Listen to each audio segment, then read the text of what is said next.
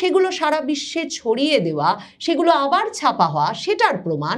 কারণ তার মানে শেখ হাসিনাকে একজন পতিত পরাজিত শাসক হিসেবে মোটেও আন্তর্জাতিক সংবাদ মাধ্যম, আন্তর্জাতিক দুনিয়া কল্পনা করছে না। তাকে একজন শক্তিমান রাজনৈতিক নেতা হিসেবেই কল্পনা করছে, যার বিষয়ে সারা বিশ্ব জুড়ে আগ্রহ আছে, কৌতূহল আছে এবং বিশ্বজুড়ে বিশ্বাস আছে যে তিনি ক্ষমতাচ্যুত হয়ে দেশ ছাড়তে বাধ্য হলেও তার দেশে ফিরে যাওয়ার ব্যাপক সম্ভাবনা আছে। তিনি আসলেই রাজনীতিতে ফিরবেন এবং সে কারণেই এই সংবাদগুলো শিরোনাম হচ্ছে। ফ্রান্সের বিখ্যাত সংবাদ সংস্থা এএফপিকে এক সাক্ষাৎকার দিয়ে আবারও বিশ্বজুড়ে সংবাদ মাধ্যমে আলোড়ন তুলে ফেলেছেন বাংলাদেশের সাবেক প্রধানমন্ত্রী শেখ হাসিনা। বাংলাদেশের সংবাদ মাধ্যম ঘাঁটলে সে সম্পর্কে জানবার কোনো উপায় নাই, কারণ সরকার সাম্প্রতিক সময়ে কয়েক দফায় সরাসরিভাবে একরকমের হুমকি দিয়ে এবং আদালতের নির্দেশনা মনে করিয়ে দিয়ে বাংলাদেশের সংবাদ সংস্থাকে সাবধান করেছে যাতে তারা শেখ হাসিনা বা আওয়ামী লীগ সম্পর্কে কোনো রকম সংবাদ প্রকাশ করার সাহস না পায়। এ অবস্থায় বাংলাদেশের সংবাদ মাধ্যমে শেখ হাসিনার এই আলোড়ন তোলা সাক্ষাৎকার নেই বটে, কিন্তু এই বিশ্বখ্যাত সংবাদ সংস্থা এএফপিকে সাক্ষাৎকার দেওয়ার ফলে দেশে দেশে ভাষায় ভাষায় শত শত সংবাদ মাধ্যমে শেখ হাসিনার এই নতুন সাক্ষাৎকারটি প্রকাশিত হয়েছে, অনুদিত হয়েছে এবং যতগুলো পত্রপত্রিকায়, অনলাইন সংবাদ মাধ্যমে, অনলাইন ওয়েবসাইট ঘেঁটে যতগুলো শীর্ষস্থানীয় পত্রপত্রিকায় দেশে দেশে এই সাক্ষাৎকারটি ছাপা হতে দেখেছি, বেশিরভাগই এই শিরোনামটা করেছেন যে শেখ হাসিনা দেশে ফিরতে প্রস্তুত, প্রাণের ঝুঁকি নিয়ে, মৃত্যুর ঝুঁকি নিয়ে, ফিয়ার অফ ডেথ মাথায় নিয়ে। কারণ শেখ হাসিনাকে এই সাক্ষাৎকারে এএফপি প্রশ্ন করেছিল যে তিনি কি তার ফেরার ঝুঁকি সম্পর্কে সচেতন কিনা, মানে এ অবস্থায় তিনি কি করে ঘোষণা দিচ্ছেন যে তিনি দেশে ফিরবেন, এবং কিছুদিন আগে এক সংবাদ মাধ্যমের সঙ্গে সাক্ষাৎকারে তো পরিষ্কার বলে দিয়েছেন যে তিনি দেশে ফিরবেন এবং দেশে ফিরবেন ডিসেম্বরের মধ্যেই। কিভাবে এটা বলছেন?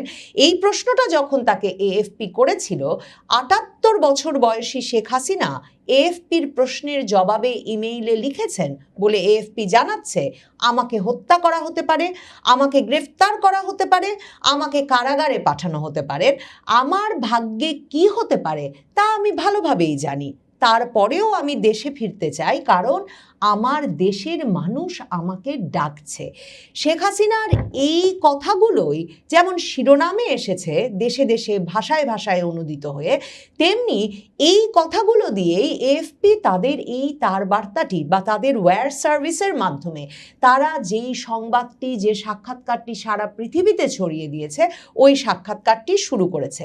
এএফপি আসলে কি? এএফপি একটা বার্তা সংস্থা, যেই বার্তা সংস্থাটি সারা পৃথিবীর সকল শীর্ষস্থানীয় সংবাদ মাধ্যম সাবস্ক্রাইব করে। তাদের সংবাদ সংগ্রহের একটা গুরুত্বপূর্ণ বিশ্বাসযোগ্য উৎস হিসেবে এএফপির খবরকে সাবস্ক্রাইব করে, একটা অর্থের বিনিময়ে সেই খবরের দিকে নজর রাখে, সেই খবরের ব্যবহারের পুনঃপ্রকাশের অধিকার পায় পৃথিবীর সকল শীর্ষস্থানীয় সংবাদ সংস্থা। কাজেই এ ধরনের বার্তা সংস্থায় রয়টার্স, এএফপি, এরা যখন এ ধরনের একটি সাক্ষাৎকার ছাপে, তখন সেটা পৃথিবীর দেশে দেশে ভাষায় ভাষায় ছড়িয়ে যাওয়ার একটা বড় ধরনের সুযোগ হয়। এবং এসব বার্তা সংস্থা হঠাৎ করে ব্যাপক বিবেচনা ছাড়া, সম্পাদকীয় সিদ্ধান্ত ছাড়া কোনো একজন ব্যক্তির সাক্ষাৎকার এভাবে তাদের তার বার্তার মাধ্যমে, ওয়্যার সার্ভিসের মাধ্যমে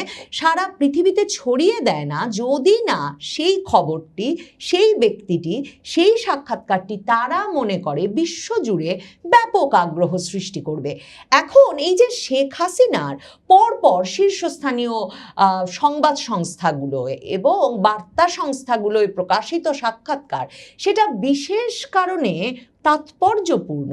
একদিকে খুব গুরুত্বপূর্ণ, শেখ হাসিনা সম্ভবত এটাই চেয়েছেন যে বাংলাদেশে যখন তার খবর একেবারে টুঁটি চেপে বন্ধ করা হয়েছে এবং আদালতের নির্দেশনা দেখানো হচ্ছে, সরকারের তথ্য উপদেষ্টা প্রায়শই সংবাদ মাধ্যমের সামনে এসে একরকমের ভয় দেখিয়ে মনে করাচ্ছেন যে সংবাদ মাধ্যমের শেখ হাসিনার কোনো ভাষ্য ছাপা উচিত হচ্ছে না, যদিও সামাজিক যোগাযোগ মাধ্যম ফ্রি, ইন্টারনেটে কারো পক্ষে কোনো খবর ধামাচাপা দেওয়া সম্ভব নয়, তবু ওই হুমকি দেখাচ্ছেন। তখন শেখ হাসিনা সম্ভবত তার সাক্ষাৎকারগুলো যাতে সর্বাধিক প্রচারণা পায়, সবচেয়ে বেশি দেশে দেশে ছড়িয়ে পড়ে, এবং তিনি যখন এর আগে বিশ্বজুড়ে সংবাদ শিরোনাম হয়েছেন একজন ক্ষমতাচ্যুত পদচ্যুত প্রধানমন্ত্রী হিসেবে, যাকে কিনা আন্দোলনের মুখে তার দেশ ছাড়তে হয়েছে এবং পাশের দেশ ভারতে গিয়ে আশ্রয় নিতে হয়েছে, এমন একজন নেতা হিসেবে তখন শেখ হাসিনা সম্ভবত নিজেকে বিশ্বজুড়ে আবার প্রমাণ করতে চাইছেন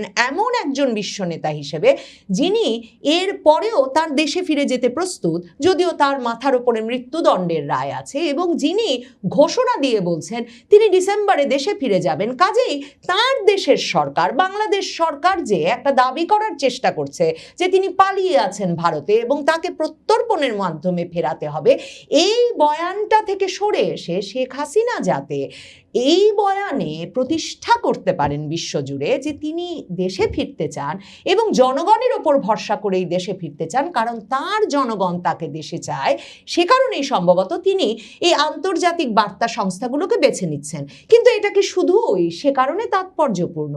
এর চেয়েও বেশি তাৎপর্যপূর্ণ এ কারণে যে বয়ান সৃষ্টি করে শেখ হাসিনাকে ক্ষমতাচ্যুত করা হয়েছে, শুধু তাই নয়, তাকে ক্ষমতাচ্যুত করবার পর যে বয়ান দেশে দেশে ছড়িয়ে দেওয়ার চেষ্টা হয়েছে যে বাংলাদেশের কোনো কেউ তাকে আর চায় না, বাংলাদেশের জনগণের কাছে তিনি ভীষণ অজনপ্রিয়, এবং সে কারণে তাকে এভাবে একটা গণ অভ্যুত্থানের মুখে ক্ষমতাচ্যুত হয়ে যেতে হয়েছে এবং তাকে দেশ ছেড়ে চলে যেতে হয়েছে, সেই বয়ানটিও যে আসলে আন্তর্জাতিক সংবাদ মাধ্যমগুলো এখন আর যুক্তি বুদ্ধি তর্কের ঊর্ধ্বে সরাসরি গ্রহণ করছে না, শেখ হাসিনার একের পর এক সাক্ষাৎকার গ্রহণ এবং সেগুলো সারা বিশ্বে ছড়িয়ে দেওয়া, সেগুলো আবার ছাপা হওয়া, সেটার প্রমাণ।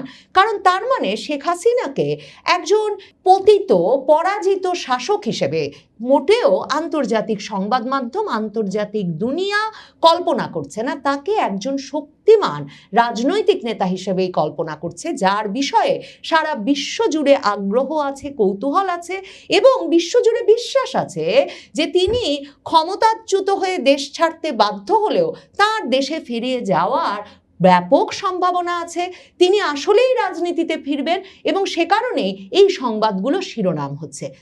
মানে আপনি ভাবুন তো, লিবিয়ার গাদ্দাফি কিংবা ইরাকের সাদ্দাম হোসেন, এদের কাউকে কি ভাবা যায় যে তারা ক্ষমতাচ্যুত হলেন, পদচ্যুত হলেন, কিংবা সিরিয়ার বাশার আল আসাদ, এদের একটা বিস্তারিত সাক্ষাৎকার এএফপি বা এপি বা রয়টার্স ছেপে ঘোষণা দিয়ে দিল যে এরা আবার দেশে ফিরবেন?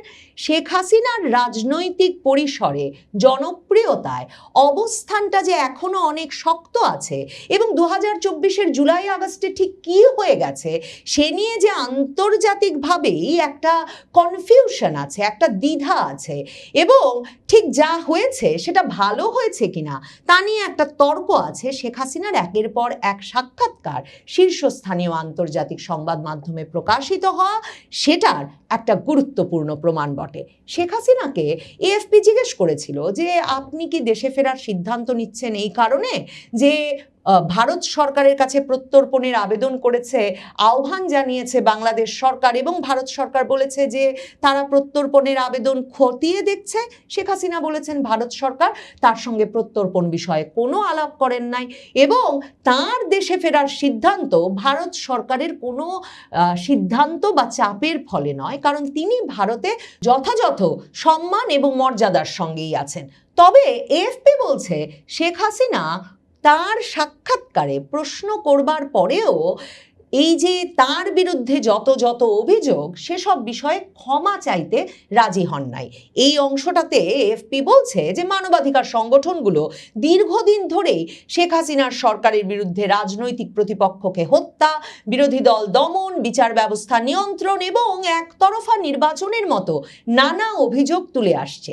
এখানেও খুব গুরুত্বপূর্ণ যে এএফপি তাদের মতামত হিসেবে এই অভিযোগগুলো শেখ হাসিনার ওপরে কিন্তু একতরফাভাবে চাপিয়ে দেয়নি। মানে শেখ হাসিনার বিষয়ের অভিযোগগুলো নিয়ে যে আন্তর্জাতিকভাবেই একটা অবিশ্বাস আছে এবং শেখ হাসিনার বয়ানটাও যে শুনতে আন্তর্জাতিকভাবে একটা আগ্রহ তৈরি হয়েছে এবং তার প্রতি সেই বিশ্বাস আছে একজন রাজনৈতিক নেতা হিসেবে, সেটার প্রমাণ এই ভাষ্যগুলো ভীষণভাবে তুলে ধরে।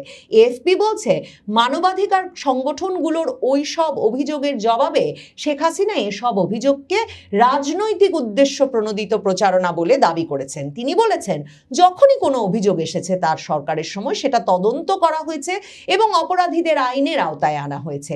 ছাত্র আন্দোলন দমনে অতিরিক্ত শক্তি প্রয়োগের অভিযোগও শেখ হাসিনা এই সাক্ষাৎকারে অস্বীকার করেছেন। তিনি বলেছেন আমার সরকার সর্বোচ্চ ধৈর্য দেখিয়েছে এবং ছাত্র আন্দোলনের শান্তিপূর্ণ সমাধানের চেষ্টা করেছে।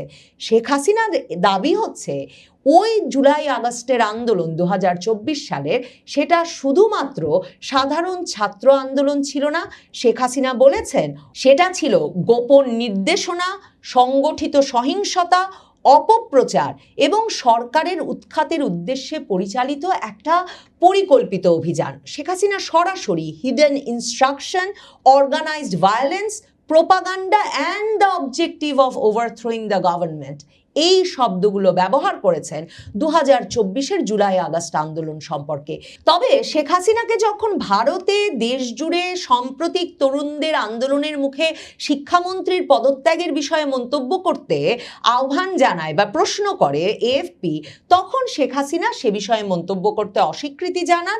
শেখ হাসিনাকে এএফপি জিজ্ঞেস করেছিল যে বাংলাদেশে তার দল আওয়ামী লীগের কার্যক্রম কার্যত নিষিদ্ধ থাকার পরেও দেশে ফিরে তিনি আবারও রাজনীতি করবেন কিনা, কিন্তু এএফপি বলছে এমন প্রশ্নের সরাসরি উত্তর দেন নাই শেখ হাসিনা। তিনি বলেছেন ক্ষমতা আমার লক্ষ্য নয়, মানুষের সেবা করাই আমার লক্ষ্য। শেখ হাসিনা এর আগেরও সকল সাক্ষাৎকারেই কিন্তু এই কথাটা বারবার বলেছেন যে তাকে পাওয়ারে যেতে হবে না, ক্ষমতা তার লক্ষ্য নয়, কিন্তু তিনি দেশের মানুষের সেবা করার অধিকার ফেরত চান।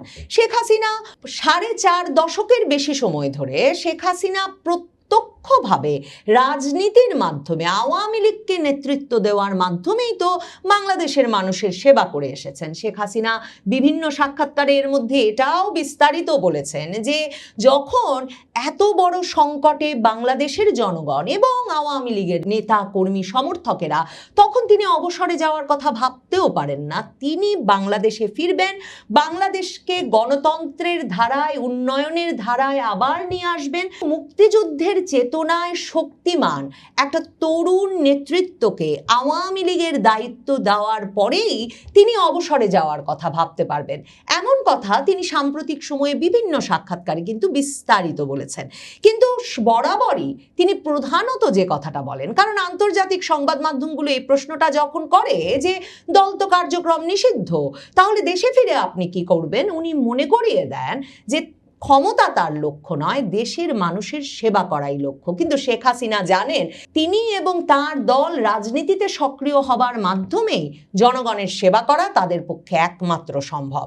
তিনি এই সাক্ষাৎকারে আন্দোলনে নিহতদের প্রতিটি পরিবারের প্রতি সমবেদনা প্রকাশ করেছেন।